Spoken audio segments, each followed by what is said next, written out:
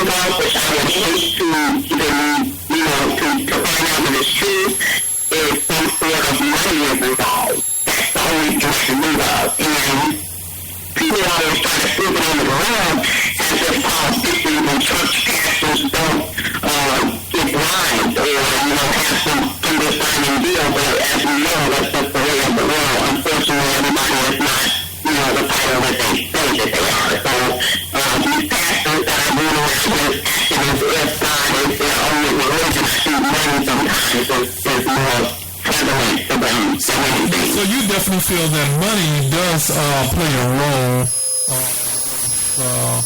with this situation with the politicians. Do you think the black ministers are getting their pockets fed at the same time, so they don't have to pay taxes on the money? Because churches do get, that's why a lot of people get into churches, so they can become a minister, so they can get tax-free money. Yes, I actually do believe that. Like I said, there's a lot of corners that they can cut. When what Mama used to always say, if you shake hands with someone, make sure they have something in their hand. So if you got somebody that has a little bit of money in their hand, you may shake hands with them before you shake hands with someone that doesn't have anything to offer you. And unfortunately, it's so confusing because in a biblical aspect, we really shouldn't be dealing with these types of things because God is supposed to be a provider. God is supposed to be, sufficient enough that we should not have these problems. But on a reality level, it looks as you say now. I don't know if it's a media story or, something just to get the attention of the community to feel sorry for him because of him fighting the war. But as far as inflation with this $8,000 coming up missing, there's a lot of questions that are circulating like, okay, first of all, the inflation is all over the place on the city of Chicago. There's tons of churches. There's tons of black churches that get broke in all the time. They don't get put on the news. So, there was a couple other churches like Greater St. John. They got broken. The air conditioner, central air unit got stolen in the middle of the night. Someone came inside the church and stole the keyboard, stole the, it's just ridiculous. The churches, they don't, all because he is, I don't know too much about Corey Brooks. All I know is from the news that this minister was on top of the rooftop during the wintertime trying to save a building across the street to build a recreation center. But I've never heard him minister, but at the same time, politics should not be in churches. And every time when elections come around, that's the only time when you see a politician coming knocking on your door and want to say, hey, come and vote for me. So, this is getting out of control now, and it's like modern day slavery. Hey, come and vote for Master John, and you'll get some free cotton candy. Yeah, because that's what I think is happening. Honestly, I don't know very much about Corey Brooks up until now. I'm fully supportive of him because I know just like him and Spreaker, they're very supportive of stopping the violence. They're very much involved in the community. They want things like buildings to stay. I had read somewhere once before that Tyler Perry had actually gifted money to Corey Brooks to start a recreation center. He was sitting on top of the roof in the wintertime and starving himself and all this. So Tyler Perry jumped on and helped him with this. But, it seemed like all the black ministers are jumping off the bandwagon of being Democrat and jumping on to being a Republican. This goes back to money. I don't know about you, but as far as what I've known from politicians, and I know it's not always the case because we have Obama as president, Democrat, but he has money. But in lots of case scenarios, usually the Democrats are known to not have as much money as the Republicans. So I really do feel like this is something that has been decided based on something that has been promised. Or even something that they can still think in the future that they feel like they want to get in on this side while they have a chance. I'm not really sure, but I'm not understanding the logic behind it. And I would be very interested in even hearing from them, but folks out, or any of the other black pastors that are starting with him, I would love to hear from them to see what their reasoning is. Why did we go with plan? What is it that you have against it? What is it that Mama has that makes you decide to think about a choice? I mean, these are things that should be brought up, even though we only have, I think, like 9 days left for election, or maybe even 8. We only have a short period of time, but it's major because we have a community full of people that, first of all, they don't want to vote, okay? They don't want to vote because they feel like it's not going to help them. But then when they do decide to, now they have a different issue. Now they're fighting with politics and religion. Religion is something that's always been close to the African American community. And for us to choose to be fighting with someone that's against us, that's going to be pretty controversial.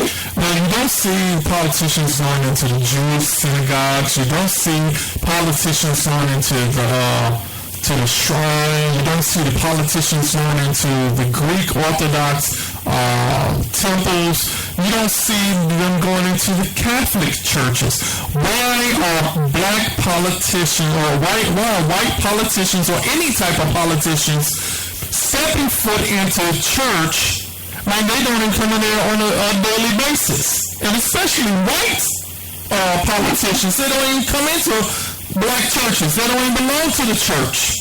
They don't support us. They don't support our community. So why are they there? But that goes back to what we're saying.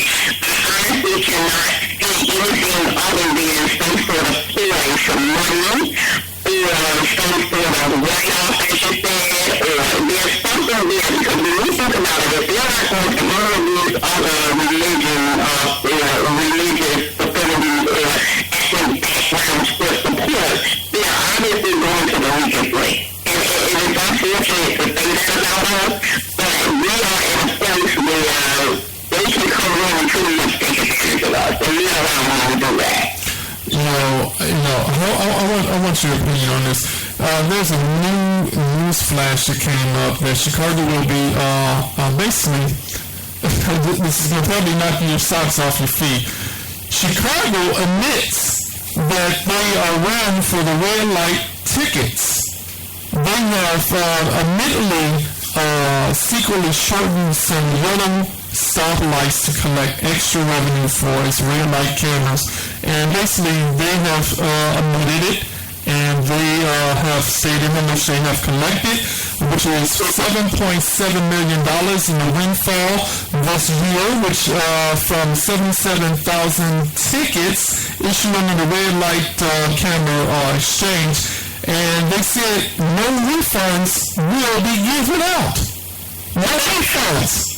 They know this. They reported it. It's all over the news that they secretly shortened some of the yellow stoplights to collect. Kim, have you ever got a red light ticket? Oh my gosh, now I was just going to say, I mean, let me give you a little bit of my personal and my professional opinion about this. Okay, personally, yes, I have definitely, let me explain to you. First of all, with the red light violation, I do not stay in the city limits at all, okay? I have customers of my grandmother who I visit often in Chicago, and I've been gotten by these red light violations so much that they put me on good list, okay? And they put me on the food list. They spent a long time and told me that I need to see them, which I did. I told them because I said, what is that?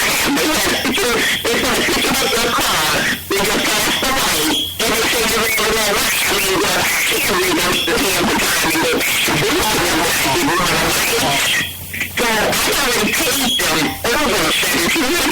You want to tell us where you got that ticket at? What street you got hit with that ticket? I believe it was 79th and Stony Island. Stony Island. Y'all got to be careful. Look out for 79th and Stony Island. All those that's listening from different cities, when you come into the city of Chicago, it is crooked here. It is crooked here in Chicago, 79th and Stony Island. We're all the way out here in the western suburbs. We have on Manheim Road, both four corners have red light cameras on St. Charles and Manheim. I've gotten hit there. And then once I go over the bridge from Manheim to Lake Street, you got 4 cameras right there. That's Stone Park. And then you make that turn right there, and I've gotten hit there as well. And, I got 2 tickets, so I have to do a reroute. When I'm coming down Manheim Road, I have to go behind AutoZone. I have to go through the alley in order to avoid the red light cameras. And then hopefully I don't come across a school because they got the red light cameras at the school. Speeding tickets. I'm not going to speed, but, But this the thing that really got to it is, okay, so I agree to it, right? I got down to my last thing, this is not a lie, I promise you. I got down to my last thing, and you know they sent me another violation, said that I had 2 other violations that needed to be taken care of, I will remain on the new list. 2 other violations? 2 other violations, and this is the kicker, right? The violations that they gave me, the two new ones were from recently, okay? But the ones that I refused to, you would never guess that when they were from. What year? 2005. They went all the way back. Are you serious? I have pictures up to prove it. And what really gets me is to kind of run back and forth with this little issue in Chicago, politics and equipment and things like that. It's crazy to me because a lot of these things take place in communities where people don't even have jobs where they can feed their families, okay? Let me ask you this question. You're a single woman. If you had a guy and he said, hey, let's meet downtown for dinner, are you going downtown? If I take the train. If you take the train. Okay. You're going to take the train. You're not going to drive down there, huh? No, I actually just took a real road trip downtown Chicago yesterday. I went down there for 7 years. I would never drive down there. You would never drive down. Is that the fear of getting a boot? Well, I mean, there are parking garages, but the parking garages are ridiculous. $20 an hour in the city of Chicago, ladies and gentlemen. $30 an hour. We have Lady KW. She's on live on WGSJBC Radio. You got to tune in, listen to her every Tuesday and Thursday because she has her regular commentary report. She'll let y'all know what's going on, what to eat, where to go, and where not to go in the city of Chicago, and places to see. Because if you come into the city, you got to be leery because listen to her show every Tuesday and Thursday. She'll give you some heads up. Ladies and gentlemen, this young lady is giving her opinion about the tickets and everything. If you are tired of black ministers standing up in a pulpit talking a whole bunch of jibber jabber and bringing in these white politicians and they're not doing the daggone thing, give us a call at 708-343-7906.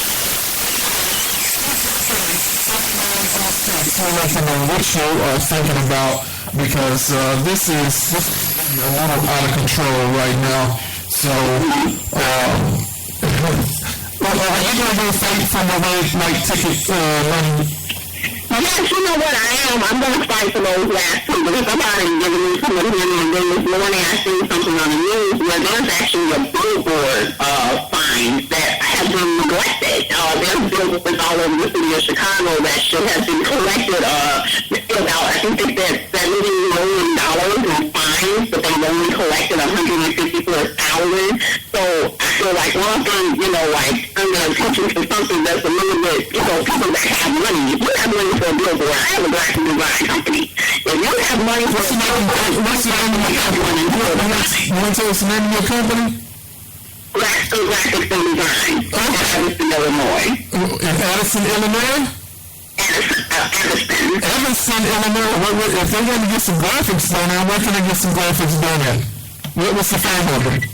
Well, you can call us at 630-359-1933 and we can set up an appointment or we can come and we'll give you a